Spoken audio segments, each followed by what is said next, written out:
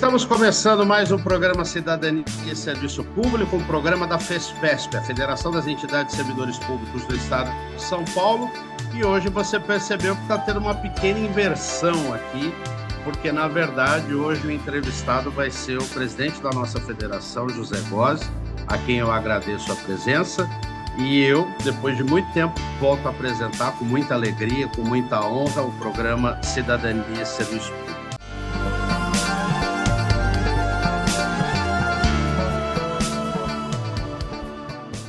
Gozzi, agradecendo a sua presença, nós vamos falar um pouco a respeito do histórico de lutas do funcionalismo. Você que hoje preside a Associação dos Servidores do Tribunal de Justiça do Estado de São Paulo, a CETEG, a nossa FESPESP, né, a Federação das Entidades de Servidores Públicos do Estado de São Paulo, e a nossa pública, Central do Servidor, que recentemente completou 11 anos de fundação. Inclusive, com muita honra, nós tivemos lá no processo de fundação da pública, que é a primeira e única central exclusiva do funcionalismo. Nós vamos falar isso mais a miúde ao longo do programa, porque as pessoas precisam entender que o funcionalismo ele tem especificidade. A gente respeita todas as centrais, todas as manifestações políticas são importantes, são democráticas, mas existem especificidades do funcionalismo que só uma central de servidores tem a capacidade de avaliar, de analisar o que realmente acontece. Mas começando pelo judiciário, eu quero que você fale um pouco a respeito da CETEG, dentro desse processo histórico.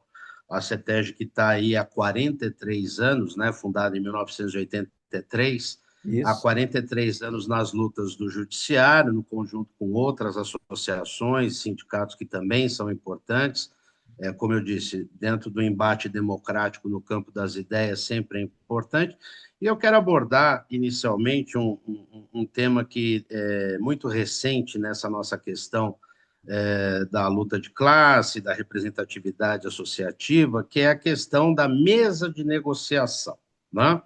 Recentemente, o Tribunal de Justiça publicou aí a formação de uma mesa de negociação, mas observando comentários seus, que a gente acompanha aí na luta, de outras entidades e de muitos servidores que são antenados com a causa, parece que essa mesa de negociação não é bem ainda uma mesa de negociação. Eu queria que você, na condição de presidente da CETEG, há mais de 4 décadas na luta, fizesse uma avaliação até que ponto isso é positivo, estamos caminhando efetivamente para uma mesa de negociação, ou é digamos assim, um verniz democrático para dizer que está negociando, mas não negocia nada.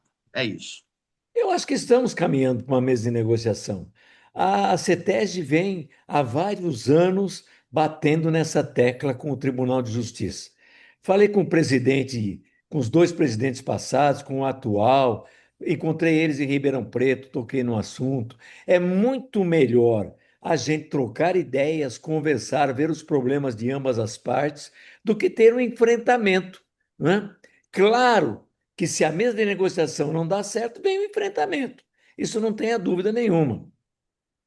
E falando em mesa de negociação, eu participei lá em Brasília do que hoje é o projeto que está para votação 1893, que é uma regulamentação da questão 151 da OIT, que é fazer com que o servidor público definitivamente seja encarado pela sociedade e pelo próprio Estado como trabalhador. Somos trabalhadores do Estado, em benefício do cidadão, que, aliás, trabalhamos até para os trabalhadores da iniciativa privada. É o serviço público, é o servidor público. Então, mesa de negociação precisa existir. Está nesse projeto e nós conseguimos começar no Tribunal de Justiça antes da aprovação desse PL, né? Agora, é preciso entender o que é mesa de negociação. O tribunal acho que ainda não entendeu muito mesa de negociação, e a última vez eu coloquei isso para o tribunal.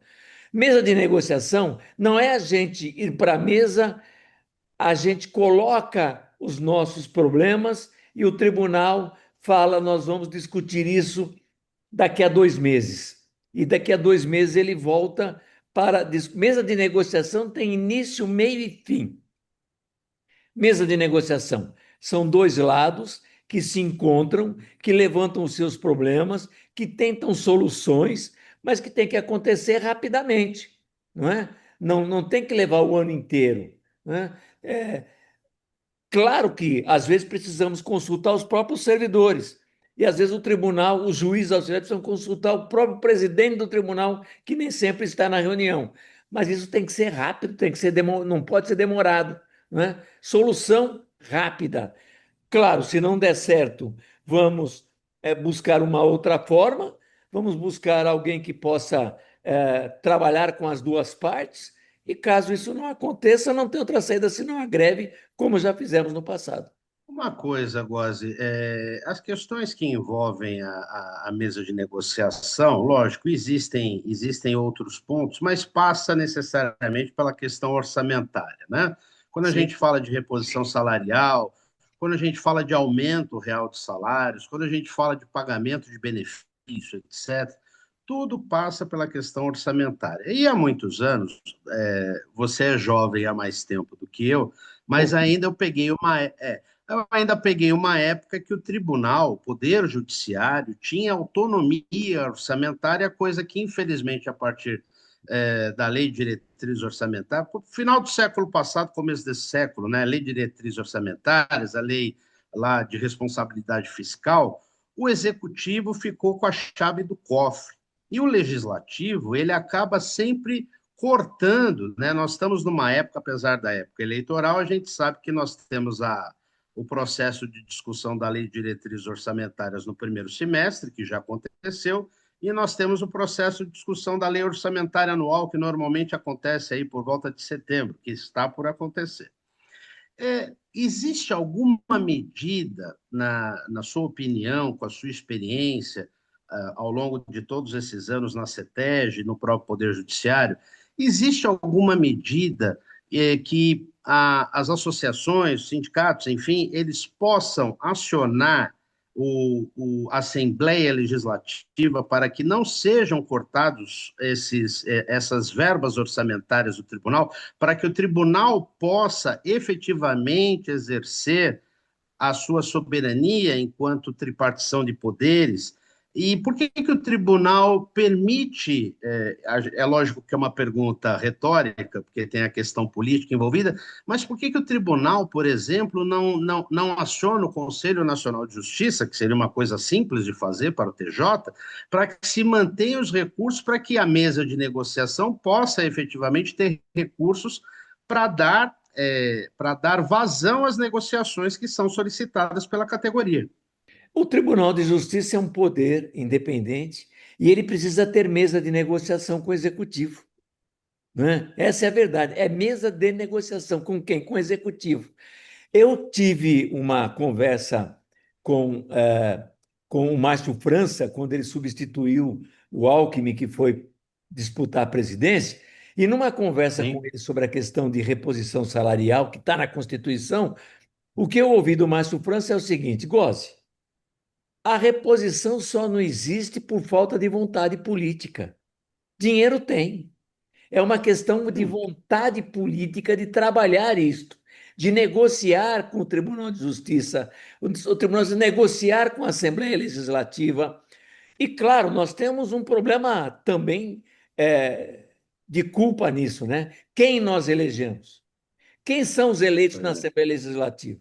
Estão do lado do pois é. trabalhador ou estão simplesmente abaixando a cabeça para o executivo, fazendo exatamente e só aquilo que é determinado pelo governador do estado de São Paulo? Entendeu? Esse é o grande Pois problema. é.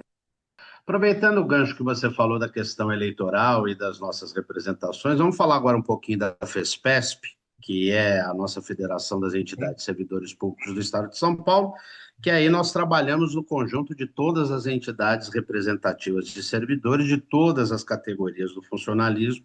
FESPESP, que completou recentemente 74 anos, né? Vai fazer 75 anos, uma data cheia o ano que vem. Acredito que nós devemos ter aí algumas comemorações a serem feitas aí no legislativo, enfim, para destacar e ressaltar o trabalho da FESPESP ao longo desses anos. E recentemente nós tivemos uma reunião da qual eu pude participar e nós falamos a respeito do processo eleitoral. Então tem uma discussão muito grande que eu sei que você encampa essa discussão, que é a respeito da necessidade de que nós, servidores públicos, que somos 12 milhões no país inteiro, tenhamos representantes do funcionalismo no Congresso Nacional e nas assembleias legislativas. Fala um pouco mais a respeito dessa questão do processo eleitoral, e você que já participou de diversos processos eleitorais na condição de candidato e na condição também de trabalhar em prol de outros candidatos, como é que você vê essa experiência e por que ainda nós temos uma dificuldade grande de eleger representantes do funcionalismo? Por que o servidor público vota no deputado que, em tese, leva lá a verba para a ponte, para o hospital, mas não vota num representante dele de serviço público, porque o serviço público de qualidade do trabalho do servidor público não só levaria o dinheiro para a ponte, levaria o dinheiro para a Santa Casa, mas faria muito mais coisa. Por que existe essa dificuldade ainda, Góes? Olha, o servidor público, ele não assume a sua própria categoria. Então, quando eu fui candidato, quando você roda o estado de São Paulo, por exemplo, você percebe que eles têm candidatos locais e que eles vão sempre Sim, dar preferência para o candidato local do que no candidato da sua categoria, né? A gente já discutiu muito isso, a importância de eleger gente da sua categoria, de eleger trabalhadores, na verdade. Servidor público é um sim, trabalhador, como eu já disse no início. Eleger um sim, trabalhador que defende o trabalhador do serviço público, não é? Já teve até tentativa de criar partido do trabalho do servidor público, que eu sou contrário. Eu acho que o servidor público devia ter candidatos, deputados eleitos em cada um dos partidos políticos, formar uma sim, bancada que não é só em defesa do servidor público, não, é defesa do Estado, que o servidor público é parte do Estado. O servidor público sim. tem a obrigação de fazer o Estado caminhar em direção ao cidadão da melhor forma possível. Então, uma bancada de servidores seria muito, muito importante para o Brasil, mais até que para o servidor. E, claro, resolveria o problema do servidor público e do serviço público. Só explicando para o nosso telespectador, essa bancada que você fala de servidores públicos é exemplo de outras bancadas que já existem, principalmente no Congresso Nacional, que tem Sim, a bancada dos evangélicos, a bancada da bancada da bala, bala, a bancada, bancada. etc, etc, etc. Claro. Você tem que ter representação. O que que é o Congresso? O que que é uma Assembleia Legislativa, se não a representação da sociedade? E o que é a sociedade, se não o serviço público e o servidor público dentro dessa sociedade? Então, isso tem que ser pensado dessa forma.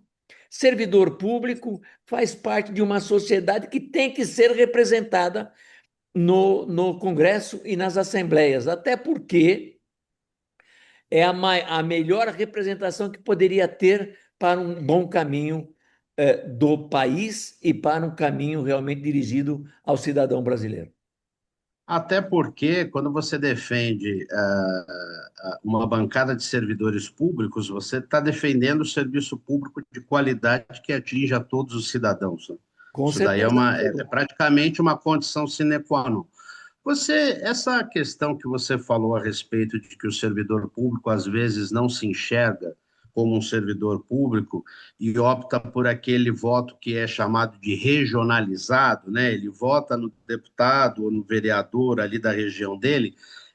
É uma visão, na sua opinião, é uma visão limitada? Ele está pensando só na cidade, na região dele? Ou ele não se identifica com o funcionalismo porque, sei lá, de repente pode rolar um ciúme, por que que fulano vai ser candidato, eu poderia ser esse candidato? Como você analisa Não é isso? falta de conscientização. A sua cidade, servidor, vai eleger um deputado, a sua região vai eleger um deputado. você tem que pensar em eleger também alguém que é da sua categoria, não é? Ora, o pessoal da indústria, os grandes industriais, eles têm gente em todos os partidos. Comércio tem gente em todos os partidos. Por que não o servidor público? Algumas setores do servidor público, como segurança pública, acabou entendendo isso. Tanto que nós temos muitos servidores públicos da segurança pública, militares, eleitos, não é? Mas que nem sempre trabalham na totalidade do serviço público, pensando no Estado, pensando no cidadão brasileiro. Entendi.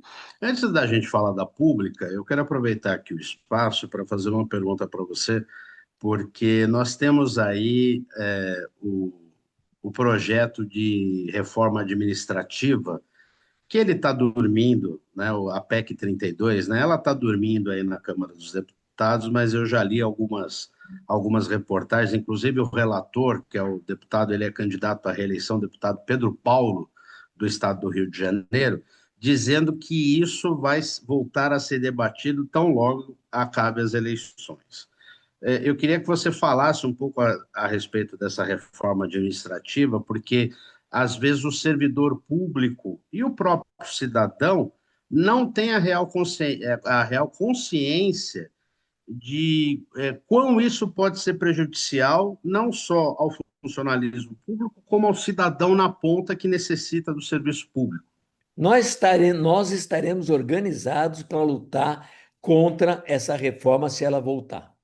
Não tenha dúvida nenhuma. Essa reforma administrativa do Pedro Paulo, isso aí surgiu na Faria Lima. O que é a Faria Lima? É o centro de negociações dos grandes Centro empresários, financeiro, sim, centro financeiro.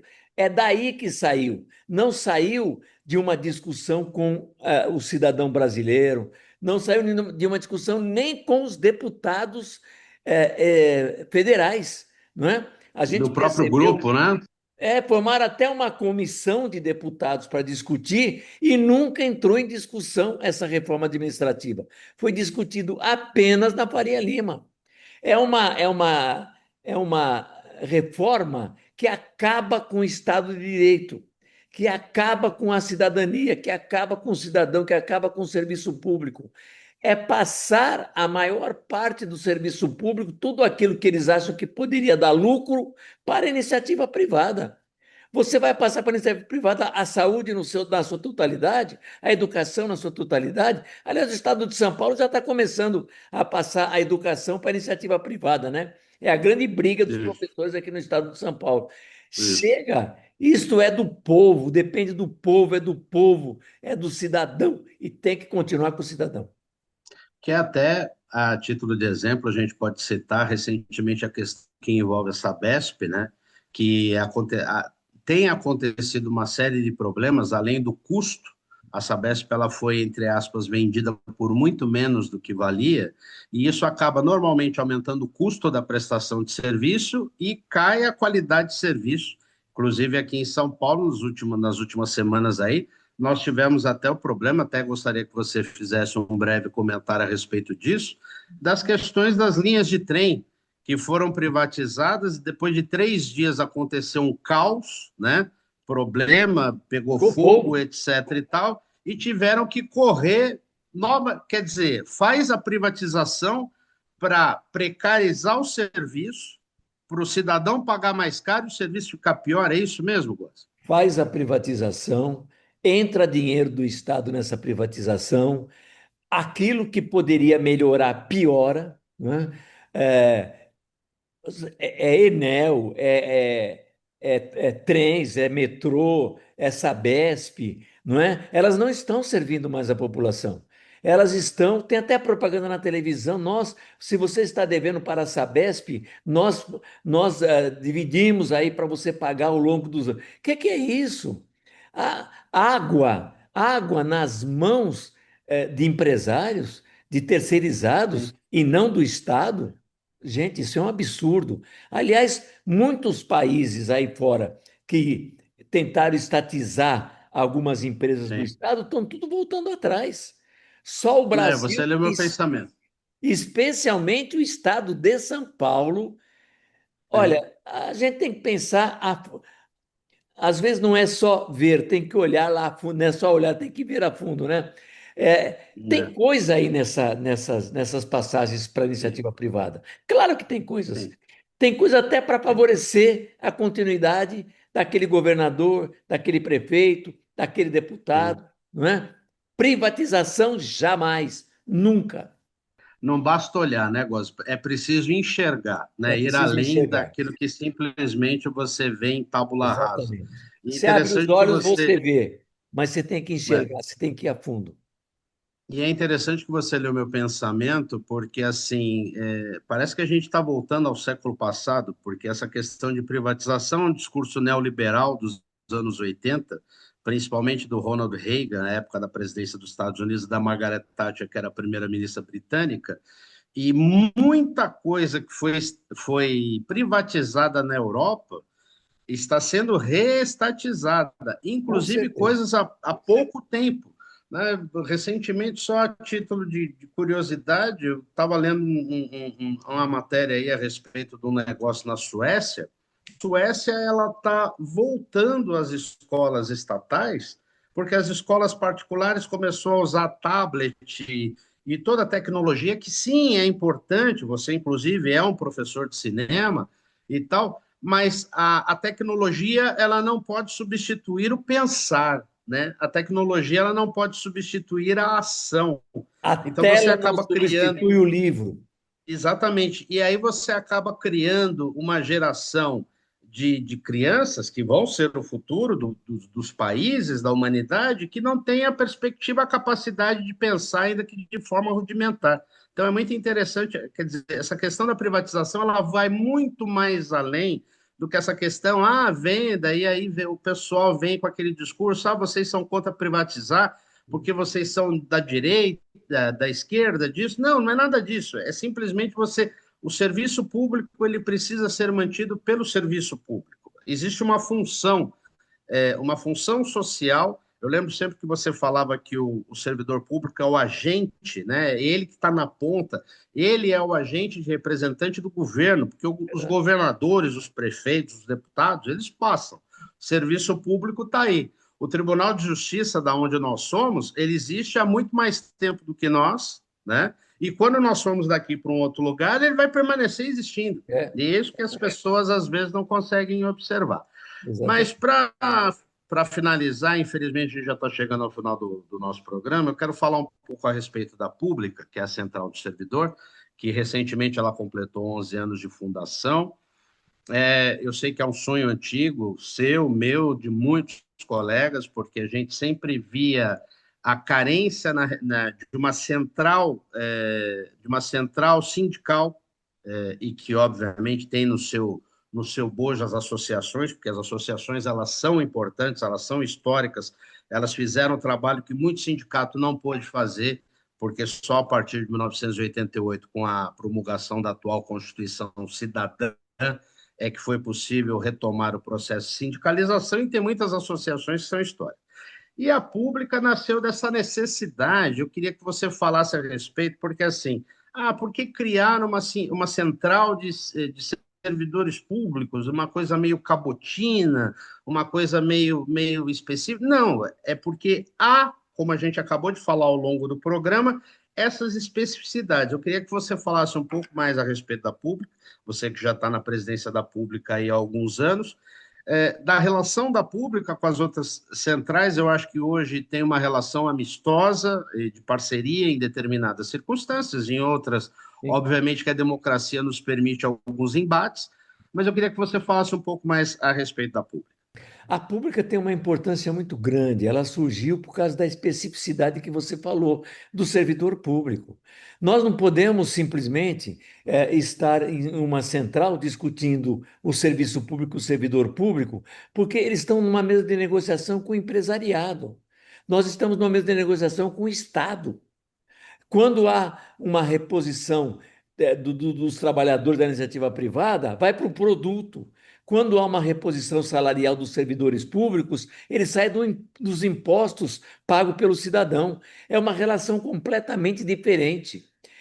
Tanto que agora que está surgindo mesa de negociação no serviço público, que é no Brasil, né? Porque há 40 anos tem a OIT determinando isso, né? Que haja uma conversa do Estado com os seus servidores, né? Então, a pública chegou nisso. Nós temos que discutir o Estado, o atendimento ao cidadão, e vamos discutir com quem, senão com o Estado, não é? Então a pública veio para isso.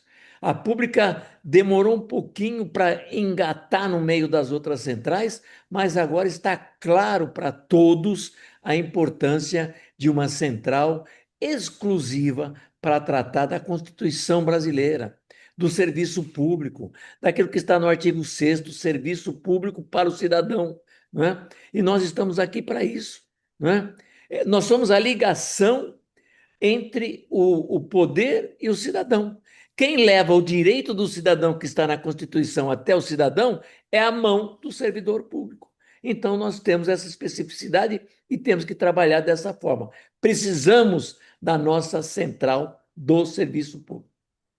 Até porque, com base em tudo aquilo que a gente discutiu ao longo do programa, que já tá se encerrando, nós temos aí a questão da defesa, o mais importante que o telespectador do programa Cidadania e Serviço Público tem em mente, e é um lema desse programa há quase 3 décadas, né? Tudo aquilo que interessa a você, cidadãos, a você, servidor, e que defende cidadania e serviço público. Não Exatamente. existe exercício da cidadania sem a existência do Não existe serviço público de democracia, qualidade. inclusive. Exatamente. Gozi, eu quero que você fale aos seus colegas da CETESB, da FESPESP e da Pública Central do Servidor, agradecendo mais uma vez e estamos à disposição aí sempre que você precisar. Começo agradecendo você, Silvio, que várias vezes participou Obrigado. desse programa, e que deu mais esse tempinho para a gente conversar sobre coisas importantes sobre servidor público e serviço público. Então, a principal coisa hoje, a principal questão que eu colocaria hoje para o servidor público, para as entidades de servidores públicos, para a CETESB, para a PESPESP, para a Pública, gente. Nós não somos partidários de nenhum partido, mas nós temos que defender a democracia. Nós temos que estar preparados com os nossos servidores para votar conscientemente, para saber que sem democracia nem vida é possível existir.